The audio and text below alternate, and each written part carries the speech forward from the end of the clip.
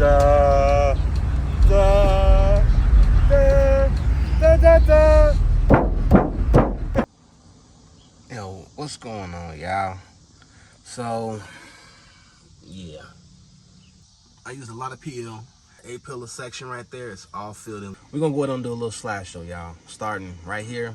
Okay, so as you see in this picture, I had one piece of steel put up. I believe it's 18 gauge. It's not that thick, but it definitely helps a lot.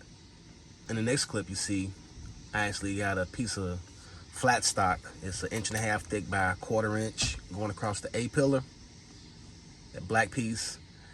And then in this next picture you see, I had a bunch of shims that I had laying around from when I used to install steel in foundation pockets.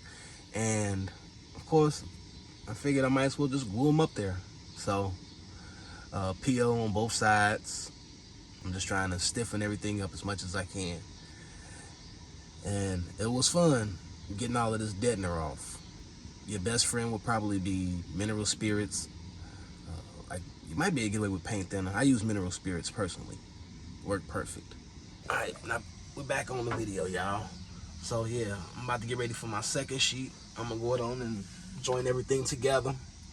So my second sheet is gonna be buried above my box. Filling in with foam again. And then coming out, just one solid piece to connect everything, and I'm gonna bring it to the A. This factory mounting bracket, you see how thick it is. That's gotta be maybe 5/16. It looks like a nice hefty quarter. But yeah, so I'm gonna go on and get that attached, and then hopefully I can have this together. Oh no, guys. See what happened. Hopefully I can scrape this free. I hope so. I had a little mishap.